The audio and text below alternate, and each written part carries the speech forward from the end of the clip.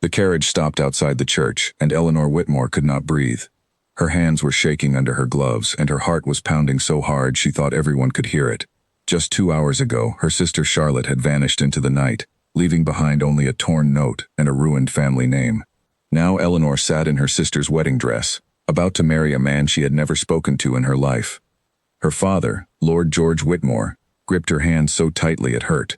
His face was pale and hard, the face of a man who had already lost everything once and could not survive losing it again. "You will smile," he said quietly. "You will walk down that aisle, and you will not say a single word about your sister. Do you understand me?" Eleanor nodded, though her throat felt tight enough to choke her. She looked out the carriage window at the church steps, where a crowd of nobles had gathered to watch the wedding of the season. Whispers had already begun to spread. She could see it in the way people leaned toward each other, in the way their eyes darted toward the carriage. The Duke of Lockridge, Nathaniel Gray, was said to be one of the most powerful and unreadable men in the country. He had agreed to marry Charlotte to settle a debt between their two families, a debt that had nearly destroyed the Whitmore name. Nobody outside their household was supposed to know he was marrying the wrong sister. Nobody was supposed to know the bride waiting inside that church was not the woman he had chosen. Eleanor stepped out of the carriage, and the cold morning air hit her like a slap. She lifted the veil over her face with trembling fingers, grateful for the way it hid her tears. This was not her wedding. This was not her life. And yet here she was, walking toward a stranger who could ruin her family with a single word. The church doors opened, and the music began. Every step down the aisle felt like walking toward the edge of a cliff. She could feel eyes on her, hundreds of them, waiting to see if she would stumble, waiting for the scandal that everyone seemed to sense was coming. She kept her gaze low, fixed on the stone floor, afraid that if she looked up too soon, the Duke would see through the veil and know instantly that she was not the bride he expected. When she finally reached the altar, she forced herself to lift her eyes. The Duke of Lockridge stood tall and still, dressed in dark formal clothes that made him look carved from stone. His face gave away nothing. Sharp jaw, steady gray eyes, a mouth that did not smile. He looked at her, and for one terrifying moment, Eleanor was certain he knew. She waited for him to step back, to call out, to expose her in front of everyone. He said nothing. The priest began to speak the words of the ceremony, and still the Duke said nothing. Eleanor's mind raced. Perhaps he had not looked closely enough. Perhaps the veil had hidden her features well enough to fool him. Or perhaps, and this thought frightened her more than anything else, he already knew exactly who she was and had decided to marry her anyway. The vows were exchanged in a haze. Eleanor barely heard her own voice as she repeated the words asked of her. When the priest pronounced them husband and wife, a ripple of hushed murmurs moved through the church, but no one dared say anything aloud. The Duke lifted her veil himself, and their eyes met for the first time without anything between them. His expression did not change. No shock, no anger, no confusion. Just a long, quiet study of her face, as though he were memorizing something he had already expected to see. "Eleanor," he said softly, so only she could hear. Her breath caught. He knew her name. He knew exactly who she was. Before she could find any words to explain herself, he simply offered his arm and turned to face the crowd, presenting her as his wife to the waiting nobles. The applause that followed felt hollow to Eleanor, like the sound was coming from very far away. She took his arm because she had no other choice, and together they walked out of the church as husband and wife, though not a single word of explanation had passed between them. The carriage ride to Lockridge Hall was silent.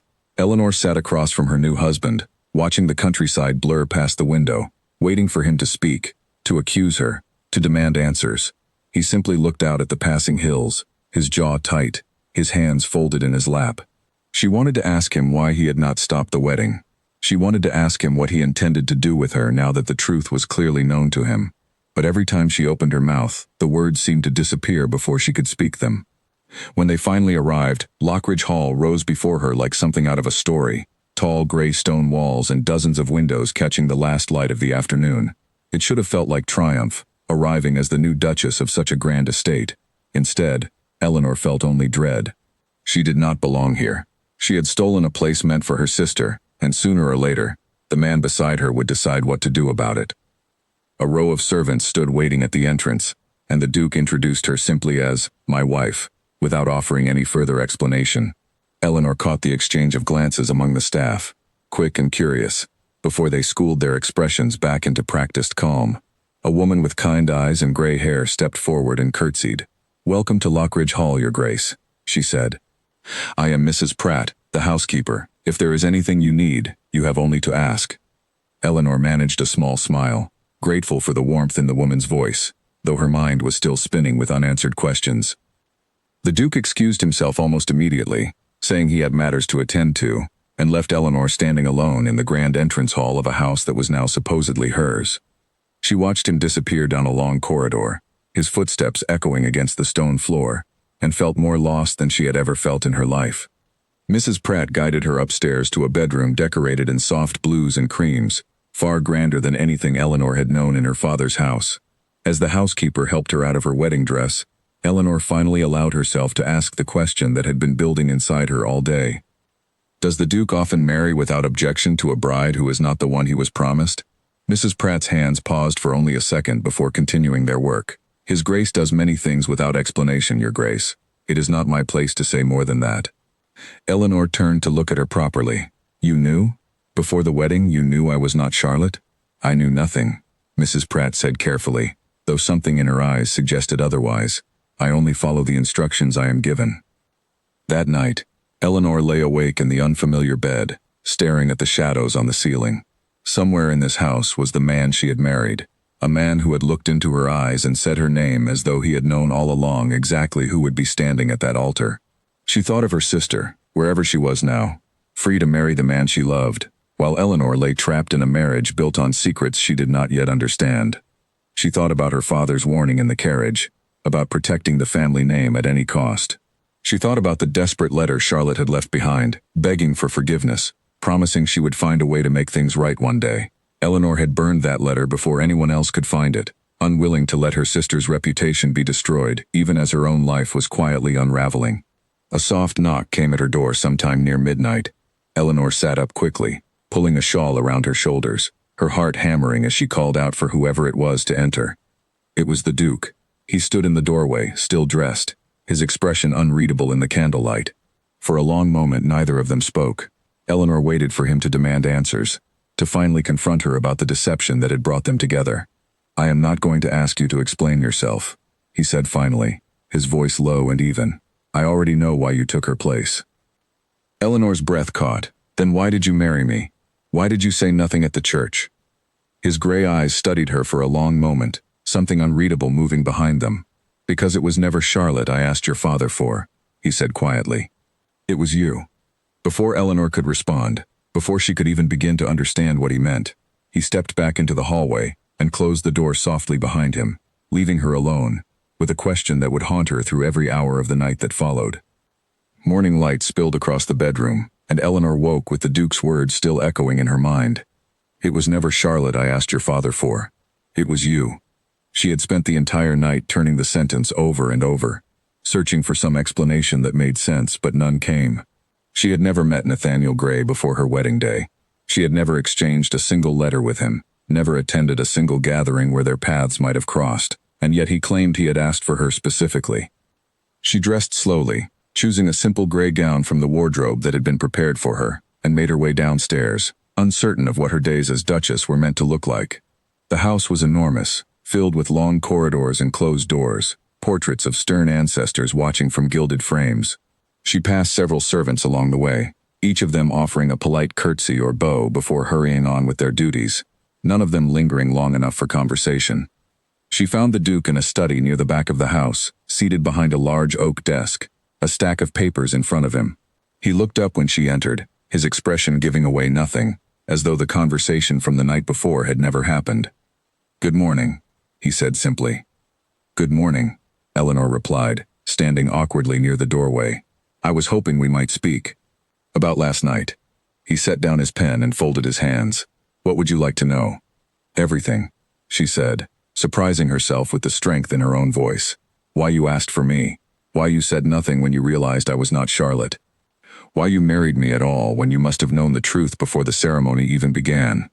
The Duke studied her for a long moment, and Eleanor thought she saw something shift behind his eyes, a flicker of consideration, as though he were deciding how much to reveal.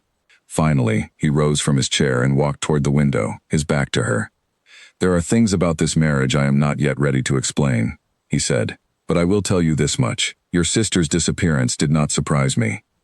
I had reason to believe she loved another man long before the wedding day arrived. Eleanor's eyes widened. You knew about Henry? I make it my business to know a great many things, the Duke said, turning back to face her, including the fact that Charlotte's heart was never mine to win, and never would be. I did not wish to marry a woman who loved someone else. I never had any true intention of marrying your sister. Then why agree to the match at all? Eleanor asked. Why not simply refuse from the beginning? Because it gave me a reason to be near your family, he said, and because it gave me the opportunity to eventually correct the arrangement in a way that would not destroy your father or bring shame upon your household. Eleanor felt a chill move through her. You are saying you always intended to marry me instead. I am saying, the Duke replied carefully, that I had my reasons for wanting this particular outcome, reasons I am not prepared to share with you yet. But know this, Eleanor, you are not a mistake sitting on this estate. You are not a replacement for someone else. You are here because I chose for you to be here. The words should have comforted her, but instead they only deepened the mystery surrounding him. Eleanor opened her mouth to press further, but the Duke's expression had already closed off again, the brief window into his thoughts sealing shut as quickly as it had opened. I have business in the village today, he said, changing the subject entirely. Mrs. Pratt will show you around the estate in my absence. I trust you will find everything to your comfort. Before Eleanor could object, he had already gathered his coat and left the study, leaving her once again alone with far more questions than answers.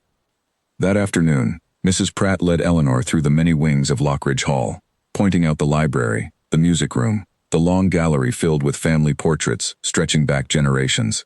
Eleanor tried to focus on the tour, but her mind kept drifting back to the Duke's strange confession. As they passed down a corridor in the east wing, Eleanor noticed a door at the very end, heavier and more elaborately carved than any of the others, with a brass lock that looked far newer than the wood surrounding it. What room is that? She asked, slowing her steps. Mrs. Pratt's expression tightened almost imperceptibly. That room is not used, Your Grace. His Grace prefers it remain closed. Closed for what reason? I could not say, Mrs. Pratt replied, though her tone suggested she knew a great deal more than she was willing to share. It has been that way since long before your arrival. I would advise you not to trouble yourself over it. Eleanor's curiosity only deepened at the warning, but she said nothing further, allowing Mrs. Pratt to guide her onward through the rest of the tour. Still, her thoughts kept returning to that locked door, and to the strange weight in the housekeeper's voice when she spoke of it.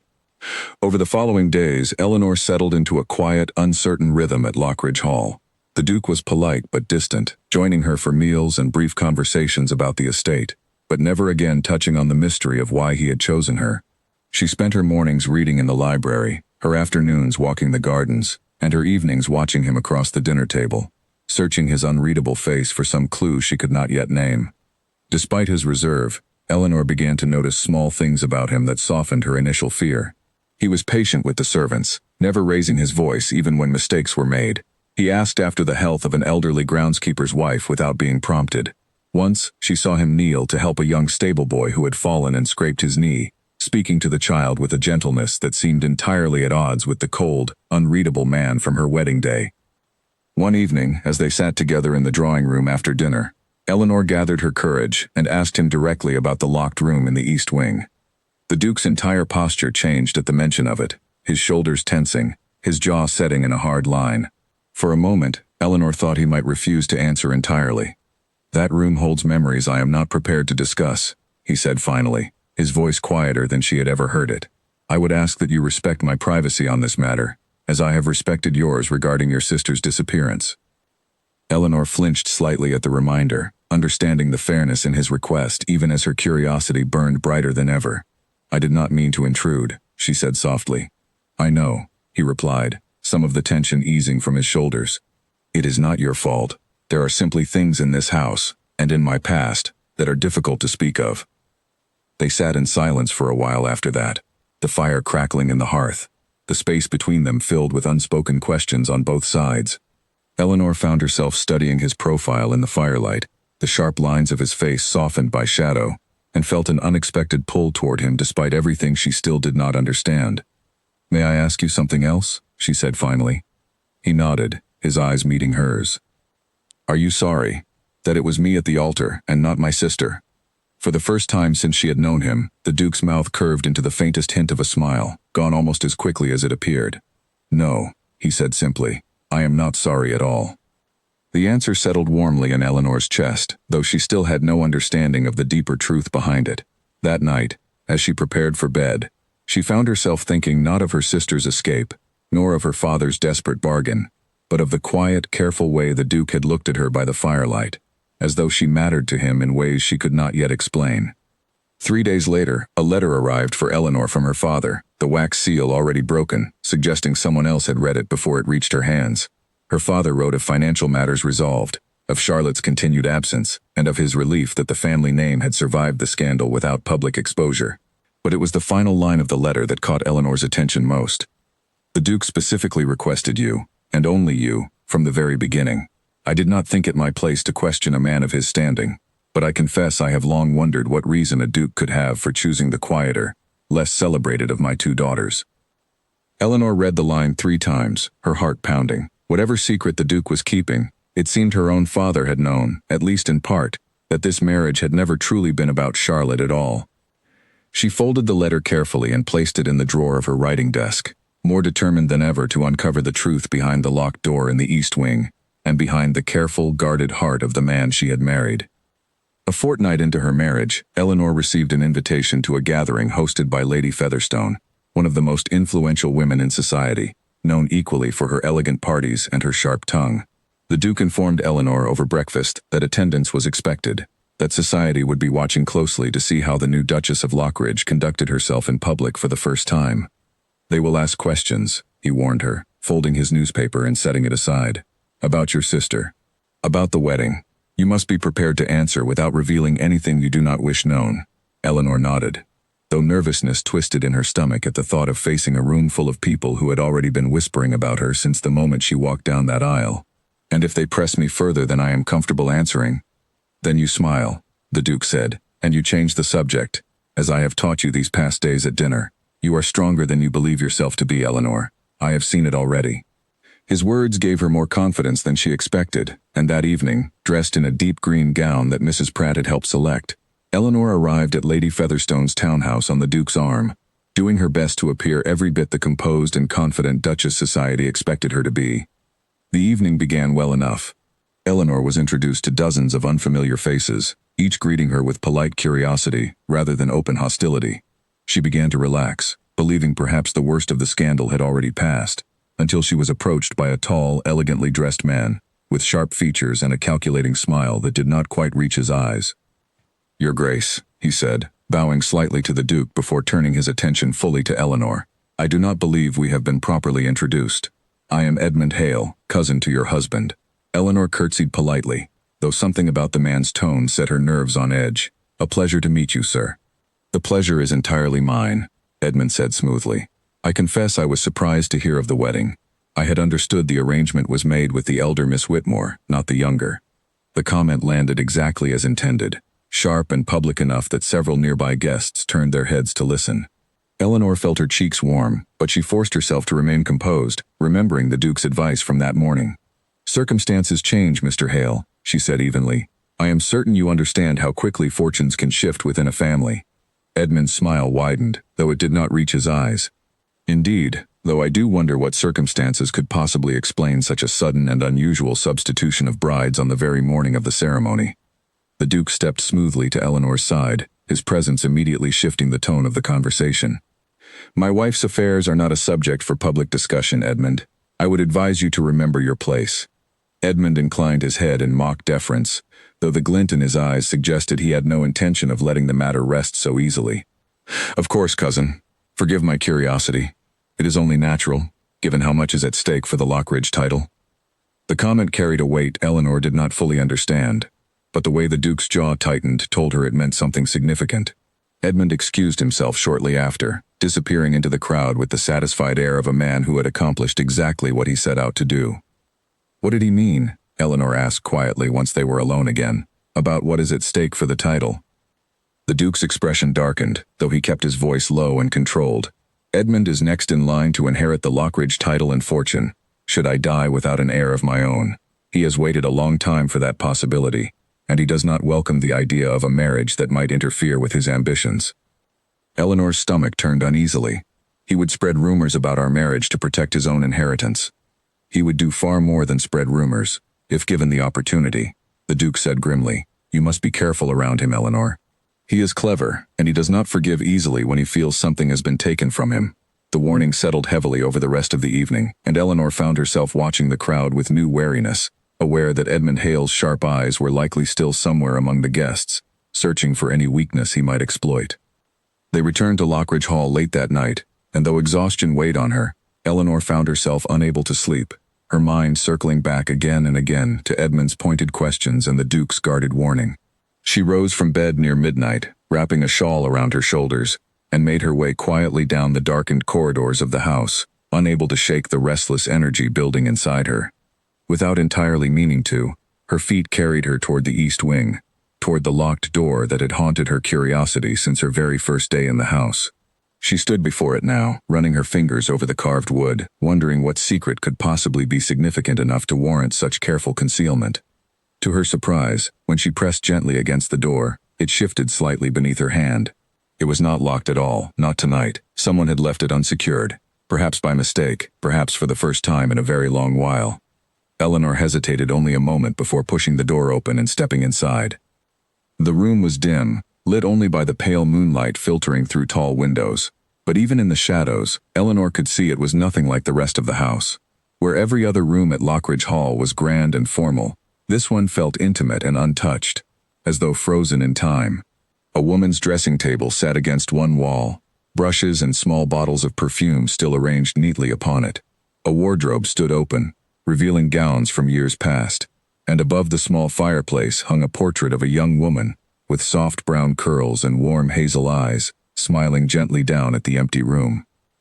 Eleanor stepped closer, studying the painted face, and felt a strange chill move through her. Something about the woman's features, the shape of her face, the gentle curve of her smile, felt unsettlingly familiar, though Eleanor had never seen her before in her life. Her name was Rosalind.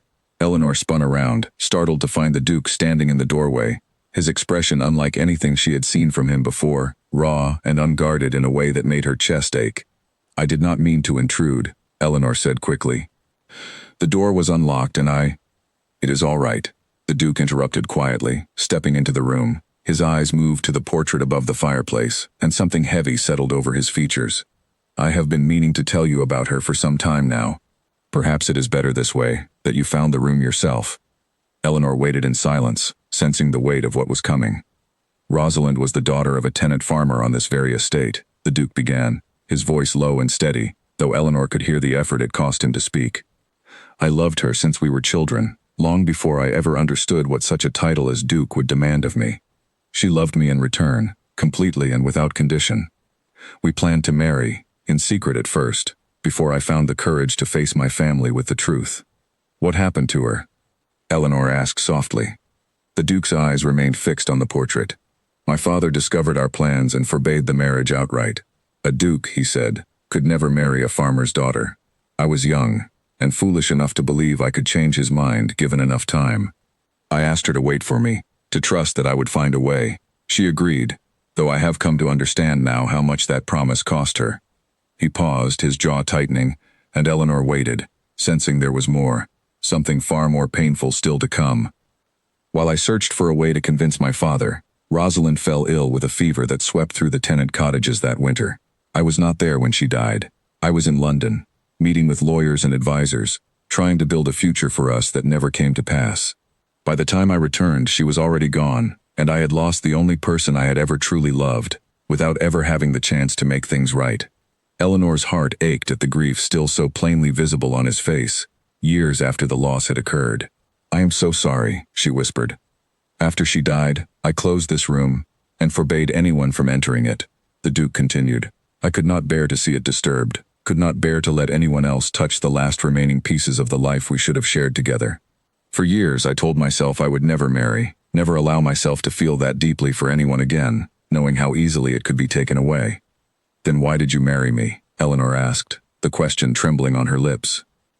The Duke finally turned to look at her fully, his gray eyes searching her face with an intensity that made her breath catch. Because the moment I first saw you, at a gathering months ago, before your sister and I were ever formally introduced. I saw something in you that reminded me of the life I once hoped to have. Not because you resemble Rosalind, though I know the portrait may suggest otherwise, but because you carry the same quiet strength she had, the same gentle heart beneath a world that has never been kind enough to notice it.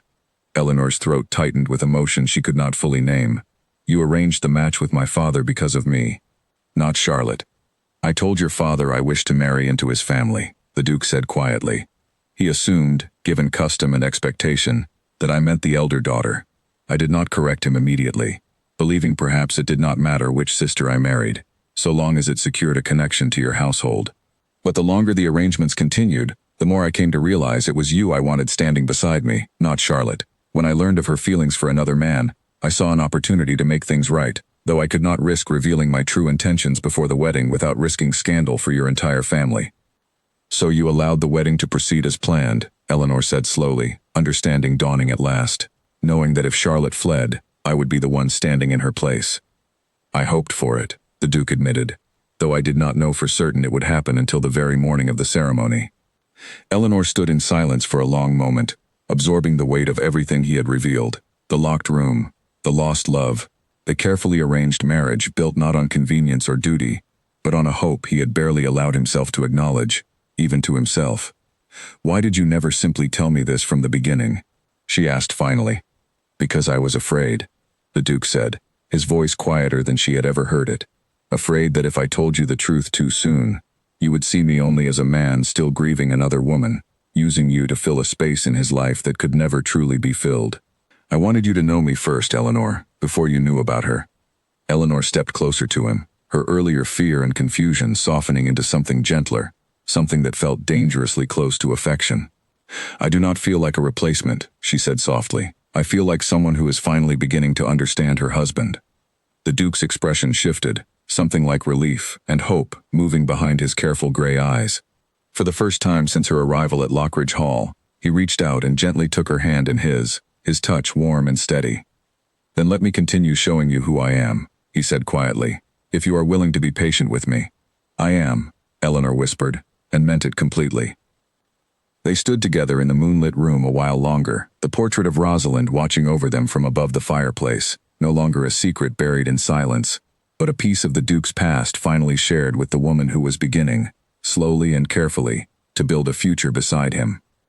Neither of them noticed the shadow that lingered briefly outside the door before disappearing down the corridor, nor the quiet, calculating smile that spread across Edmund Hale's face as he made his way back through the darkened halls of Lockridge Hall, already planning how he might use what he had just overheard to his own advantage. In the weeks that followed the night in the locked room, Eleanor felt something shift steadily between herself and the Duke. Their conversations at dinner grew longer and easier, no longer filled with careful silences but with genuine curiosity about one another.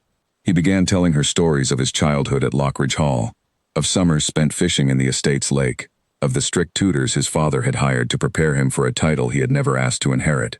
In return, Eleanor shared memories of her own, of quiet afternoons spent reading with Charlotte before their family's fortunes had turned, of the small dreams she had once allowed herself before duty demanded she set them aside.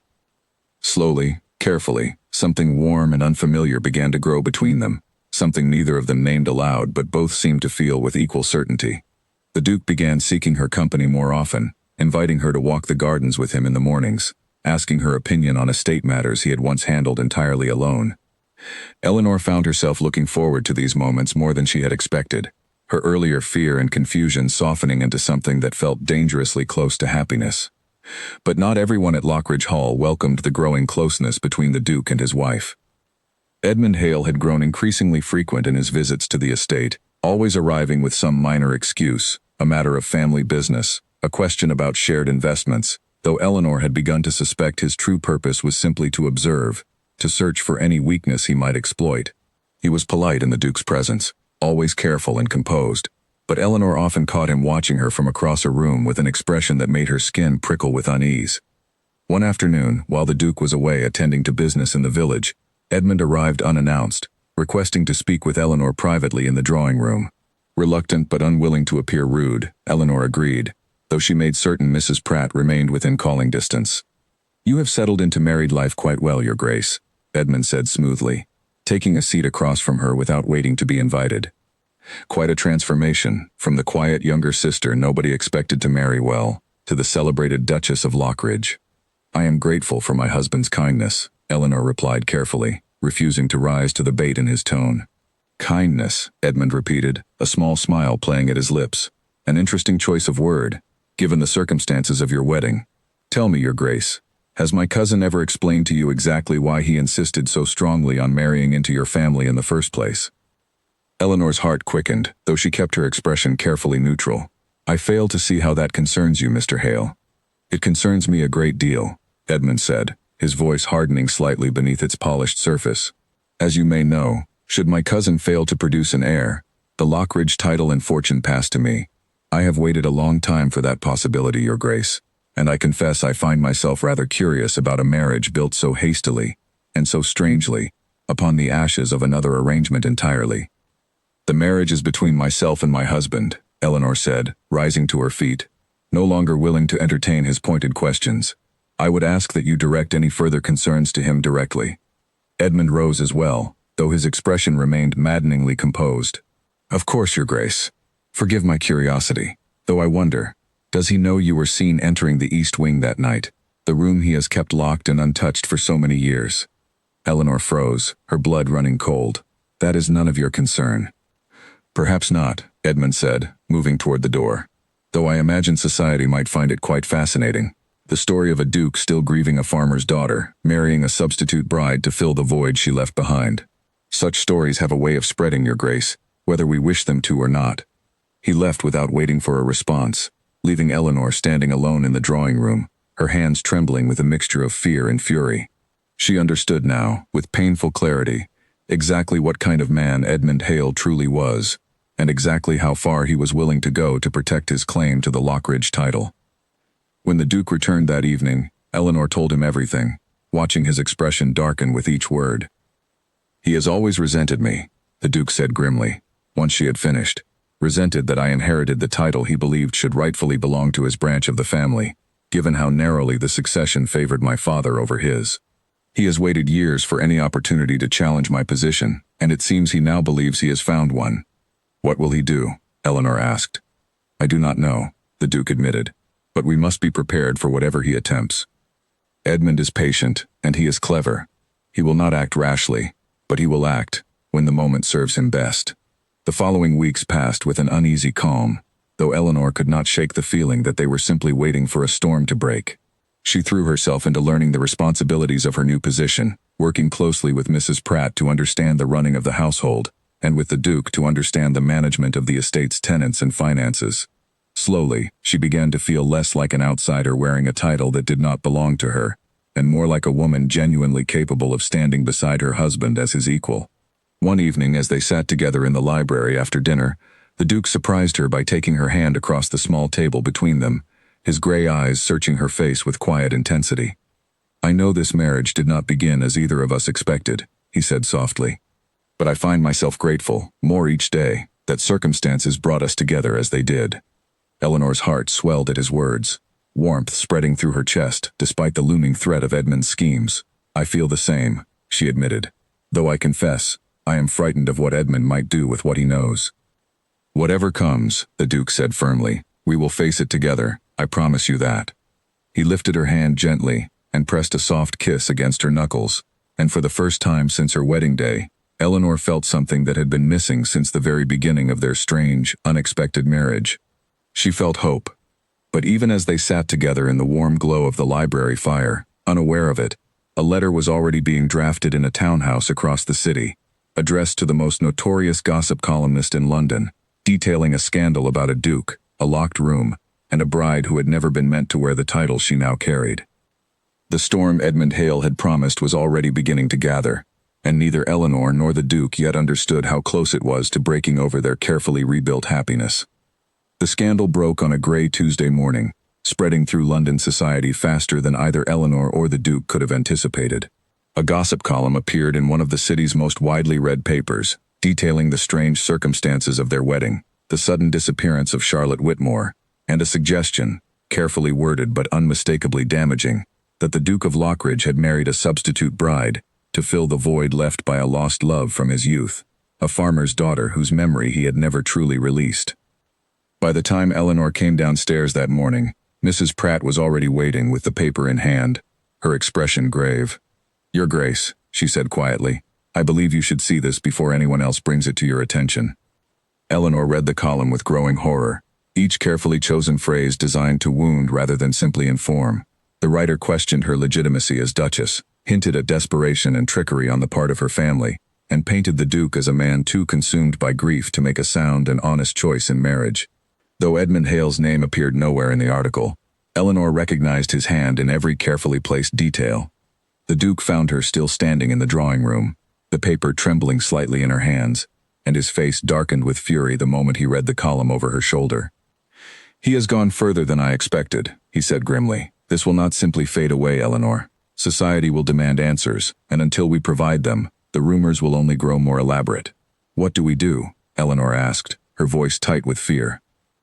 "For now," the Duke said, "we hold our composure. We do not confirm or deny anything printed in that column. We continue to appear together in public, united and unashamed, until I can determine how best to address this properly."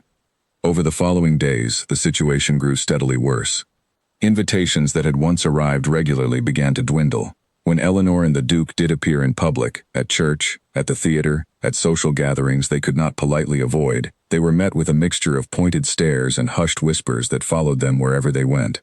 Eleanor felt the weight of every glance like a physical blow, though she forced herself to maintain the composed expression the Duke had taught her, refusing to give anyone the satisfaction of seeing how deeply the rumors had wounded her. Worse still, pressure began mounting from within the Duke's own social circle. Several of his closest peers, men whose respect he had spent years earning, began quietly suggesting that an annulment might be the wisest course of action, a way to restore order and reputation without further scandal. The Duke refused each suggestion firmly, but Eleanor could see the toll it was taking on him, the exhaustion behind his eyes deepening with each passing day. One evening, nearly 2 weeks after the column first appeared, Eleanor received an unexpected visitor. She was seated alone in the drawing room when Mrs. Pratt announced, with obvious surprise, that Charlotte Whitmore had arrived and was requesting to see her. Eleanor rose so quickly she nearly knocked over her teacup, her heart racing with a confusing mixture of relief and apprehension. She had not seen or heard from her sister since the night before her wedding, and she had long feared she might never see her again. Charlotte entered the room looking thinner than Eleanor remembered, dressed simply, her once carefully styled hair now pulled back in a plain, practical manner. But her eyes, when they met Eleanor's, were filled with unmistakable guilt and sorrow. "Eleanor," Charlotte said softly, her voice breaking on the single word. "You are alive," Eleanor breathed, closing the distance between them, and pulling her sister into a tight embrace, all her earlier anger momentarily forgotten, in the overwhelming relief of seeing Charlotte safe. "I feared the worst, all these months, not knowing where you had gone or what had become of you. I am so sorry," Charlotte whispered, tears spilling freely down her cheeks. "I never meant for you to suffer for my choices. I never meant for any of this to happen to you." They sat together for a long while, Charlotte explaining everything that had happened since her disappearance. She and Henry Dawson had married quietly, in a small parish outside London, settling into a modest but happy life together, far from the expectations and pressures of society. But word of the scandal surrounding the Lockridge marriage had eventually reached them, and Charlotte had been unable to remain silent any longer, unwilling to let her sister continue suffering for a decision that had never truly been Eleanor's to make. "I have come to set things right," Charlotte said firmly, wiping the last of her tears away. "I intend to speak publicly, to explain exactly what happened, and to make certain no one continues to believe you tricked your way into this marriage." "Charlotte, you cannot," Eleanor protested. "Your own reputation would be destroyed. You would lose everything you and Henry have built." "I have already lost the version of myself that cared more about reputation than about my own sister's happiness," Charlotte said quietly. "I will not make that mistake again." Before Eleanor could argue further, the Duke entered the room, having been informed of Charlotte's unexpected arrival. He stood in the doorway for a long moment, studying the sister whose absence had set this entire chain of events into motion, before finally stepping forward and offering a formal, respectful bow. "Miss Whitmore," he said, "or perhaps I should say Mrs. Dawson now. It is a relief to see you well." "Your Grace," Charlotte replied, curtsying properly despite the obvious nervousness in her posture. "I owe you and my sister a great apology, one I intend to make right." whatever the cost to myself. The three of them spoke together late into the evening, formulating a plan to address the scandal directly, rather than continuing to endure it in silence. But even as they worked together, united in purpose for the first time since the wedding, none of them yet knew that Edmund Hale had already set his final move into motion, one that would force the truth into the open far sooner, and far more publicly, than any of them had anticipated. 2 days later, an invitation arrived from Lady Featherstone, requesting the Duke and Duchess of Lockridge attend a grand gathering to be held at her estate, an event that would draw nearly every significant member of society under one roof. Eleanor immediately sensed something was wrong, an uneasy feeling settling deep in her stomach the moment she read the invitation. "He intends to confront us there," the Duke said grimly, reading the same unease in her expression. "In front of everyone who matters, where the damage will be impossible to contain or control. Then we must be prepared," Eleanor said, steadying her resolve despite the fear coursing through her. "We cannot allow him to control the narrative any longer. If he intends to expose us, then we must be the ones to speak the truth first, on our own terms." The Duke studied her for a long moment, something like admiration mixing with the worry etched across his features. "You have grown remarkably brave, Eleanor, since the frightened young woman who stood beside me at that altar." "I have had a remarkable teacher," Eleanor replied softly, and for a brief moment, despite everything looming over them, they shared a small, genuine smile. That night, as Eleanor prepared for what she knew would be one of the most difficult evenings of her life, Charlotte arrived once more at Lockridge Hall, determined to stand beside her sister when the moment finally came. Together, the three of them, Eleanor, the Duke, and Charlotte, spent hours preparing exactly what needed to be said, rehearsing every possible confrontation Edmund might attempt, determined to walk into Lady Featherstone's gathering, not as victims of a scandal, but as a family prepared to defend the truth, whatever the cost. As dawn broke over Lockridge Hall the following morning, Eleanor stood at her bedroom window, watching the pale light spread slowly across the estate grounds, and felt a strange calm settle over her despite the storm she knew was coming. Whatever happened tonight, whatever Edmund Hale attempted in front of all of society, she was no longer the frightened, uncertain woman who had walked down that aisle in her sister's place. She had found her strength, and she intended to use it, standing beside the man she had come, against every expectation, to love completely. Lady Featherstone's estate blazed with candlelight when Eleanor arrived that evening, dressed in a deep midnight blue gown that made her feel, for the first time since her wedding, entirely certain of her own place in the world. The Duke walked beside her, his hand steady at the small of her back, and Charlotte followed close behind, her chin lifted despite the nervousness Eleanor knew she must be feeling. The ballroom was already full when they entered, hundreds of candles reflecting off polished floors and glittering jewelry, the air thick with music and conversation that seemed to falter slightly as heads turned to watch the Duke and Duchess of Lockridge make their entrance. Eleanor felt every eye upon her, felt the weight of weeks of whispered rumors pressing down upon the room, but she kept her expression calm and composed, exactly as the Duke had taught her. It did not take long for Edmund Hale to make his presence known. He approached them within the first half hour, a glass of wine in hand, his expression carrying the same calculated confidence Eleanor had come to recognize and despise. "Your Grace," he said, addressing the Duke with exaggerated politeness. "Duchess, and Mrs. Dawson, is it not? How unexpected to see the entire Whitmore family gathered together this evening." "Edmund," the Duke said coldly, "whatever you intend to say, I would advise you to consider carefully the consequences of speaking it aloud." "Consequences?" Edmund repeated, raising his voice just enough that several nearby guests turned to listen.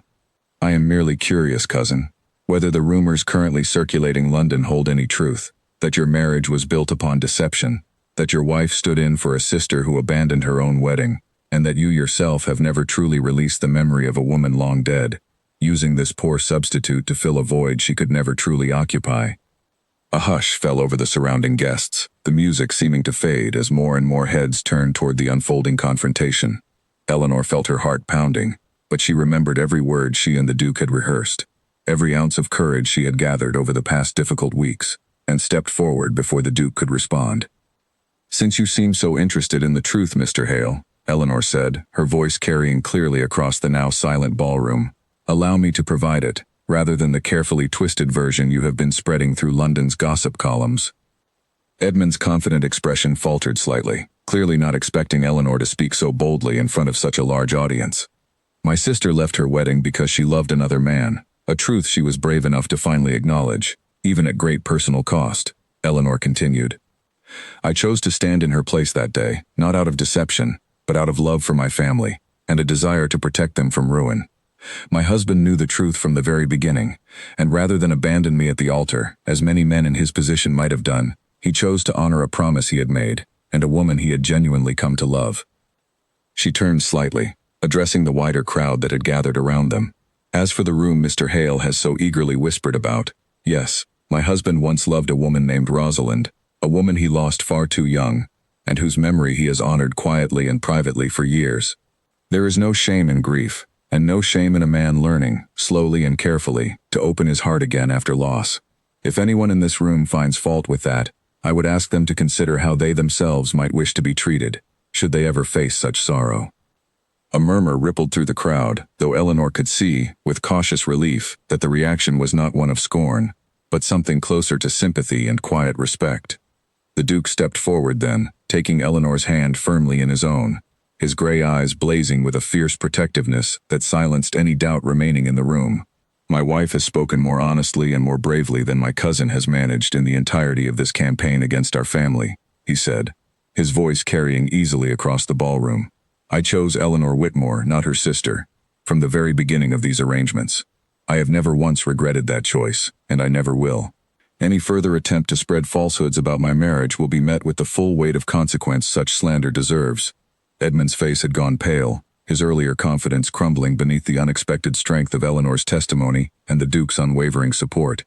"This is absurd," he sputtered, glancing around at the crowd for support that no longer seemed forthcoming. "You cannot possibly expect society to simply accept such a convenient explanation." "I do not need society to accept anything, Edmund," the Duke said coldly. "I only need the truth spoken plainly, so that anyone still inclined to believe your carefully constructed lies might understand exactly how far you were willing to go, purely for the sake of an inheritance you have no legitimate claim to, unless I choose to die without an heir." The final line landed with devastating precision, and Eleanor watched as several guests exchanged knowing glances. The true motive behind Edmund's campaign against them finally laid bare for all to see. Whatever sympathy Edmund might have hoped to earn evaporated entirely, replaced instead by quiet judgment and open disapproval from the very society he had hoped to turn against them. Charlotte stepped forward as well, adding her own voice to the moment. "I am the one who fled my wedding, Mr. Hale, not my sister. Any blame you wish to assign belongs with me, not with Eleanor, who sacrificed her own comfort and reputation to protect our family. I will not stand by and watch you continue punishing her for a choice that was entirely my own." Edmund looked between the three of them, his expression twisting with barely restrained fury, before finally realizing the battle had been lost entirely. Without another word, he turned and pushed his way through the crowd, disappearing from the ballroom entirely, leaving behind nothing but the whispered judgment of the very society he had hoped to use as a weapon against them. The remainder of the evening passed in a blur of cautious relief and renewed respect. Several guests approached Eleanor throughout the night, offering quiet apologies for having believed the rumors so readily, expressing admiration for the courage she had shown in defending her family so openly. By the time they finally departed Lady Featherstone's estate, the scandal that had threatened to destroy everything they had built together had begun, remarkably, to transform into something closer to a story of resilience and genuine love. The carriage ride home was quiet, but it carried none of the tense silence of that very first journey to Lockridge Hall so many weeks ago. The Duke sat close beside Eleanor, his hand resting gently over hers, and Charlotte sat across from them, exhausted but smiling for the first time in longer than Eleanor could remember. "You were remarkable tonight," the Duke said softly, once Charlotte had drifted into a light doze against the carriage window. "I had a great deal to fight for," Eleanor replied, meeting his eyes in the dim carriage light. "My family, my home, and you." The Duke lifted her hand gently to his lips, pressing a soft kiss against her knuckles, his gray eyes warm with an emotion he no longer bothered to hide. "When I first saw you, months before our wedding, at a gathering I barely remember attending for any reason beyond duty, I felt something I had not allowed myself to feel since Rosalind's passing. I did not understand it fully then, but I understand it completely now." "And what is that?" Eleanor asked softly. "That love does not always arrive in the way we expect it to," the Duke said. "Sometimes it arrives quietly, standing where someone else was meant to be, and reveals itself slowly, patiently, until suddenly you cannot imagine your life any other way." Eleanor felt tears gathering in her eyes, though this time they carried none of the fear or uncertainty of that very first night at Lockridge Hall. "I love you," she whispered, the words feeling both terrifying and entirely natural all at once. "Not because I was meant to stand in for my sister, but because of everything I have come to know about the man you truly are." "I love you as well, Eleanor," the Duke replied, his voice thick with emotion. "Completely, and without condition. Whatever began this marriage, I am endlessly grateful for wherever it has led us." As the carriage rolled steadily toward Lockridge Hall beneath a sky scattered with stars, Eleanor rested her head against her husband's shoulder, finally allowing herself to feel, without hesitation or fear, the full weight of a happiness she had never expected to find within a marriage that began as nothing more than a desperate act of sacrifice. The scandal that had once threatened to destroy them had instead revealed the truth of who they truly were, a duke who had learned to love again after unbearable loss, and a woman who had discovered, through fear and courage in equal measure, that she was never meant to simply stand in someone else's place. She had been chosen, deliberately and completely, and in the end, that choice had grown into something far greater than either of them had dared to hope for. On the cold morning of a wedding neither of them had ever expected to become their own true beginning. The months that followed the confrontation at Lady Featherstone's estate brought a quiet transformation to Lockridge Hall, one that Eleanor could scarcely have imagined during those first frightened days as a reluctant bride. Word of Edmund Hale's failed scheme spread quickly through society, and rather than damaging the reputation of the Duke and Duchess of Lockridge, it instead earned them a measure of respect that no amount of careful diplomacy could have achieved on its own.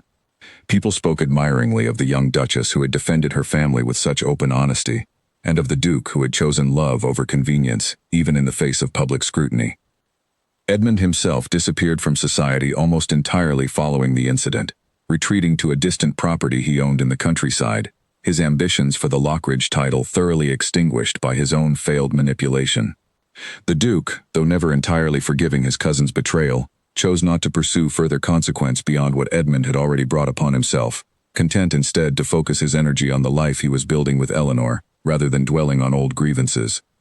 Charlotte and Henry Dawson, emboldened by their public reconciliation with the family, settled more comfortably into their quiet life outside London. Eleanor visited them often in the months that followed, the bond between the two sisters healing steadily with each shared afternoon, each quiet conversation over tea, each small moment of forgiveness exchanged between them. Their father, though he never fully understood the depth of what his daughters had endured, found himself surprisingly at peace with the outcome, grateful beyond measure that both his children had found happiness, however unconventional the path that led them there. At Lockridge Hall, the locked room in the East Wing remained closed, though its meaning had shifted entirely. No longer a source of secrecy and fear, it had become instead a quiet monument to a love the Duke had lost too young, one he no longer felt the need to hide from his wife. Eleanor visited the room occasionally with him, standing together beneath Rosalind's portrait, and found that rather than feeling threatened by the memory, she felt only a deep and gentle understanding for the man she had married, a man capable of loving so completely that even loss could not diminish the tenderness within him. As the first anniversary of their wedding approached, Eleanor discovered she was expecting their first child, news that filled Lockridge Hall with a joy neither of them had thought possible during those uncertain early days. The Duke, upon hearing the news, sat with her for a long while in the garden where they had spent so many quiet mornings together, his hand resting gently over her own, his eyes shining with an emotion far removed from the guarded stranger who had once stood beside her at the altar.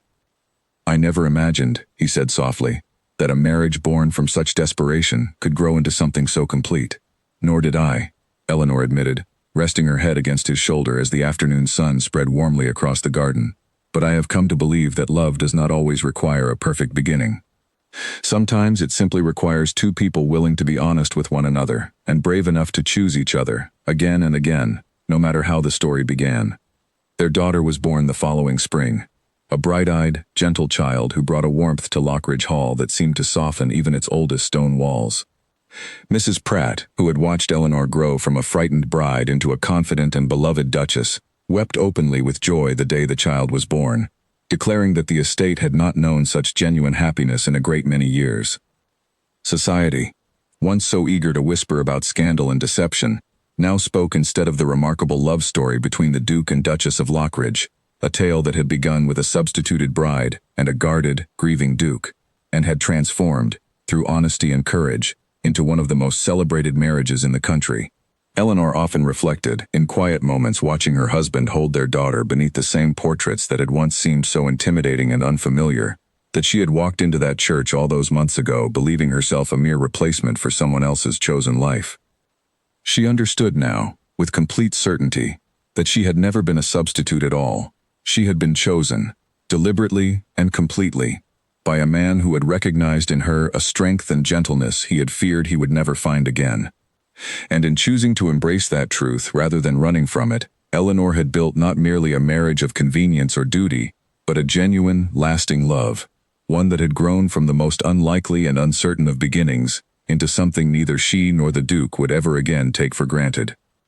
As the years passed, Lockridge Hall became known not for the scandal that had once threatened to define it, but for the warmth and happiness that filled its halls, a testament to the idea that even the most difficult and unexpected beginnings could grow, with patience and honesty, into a love story worth remembering for generations to come.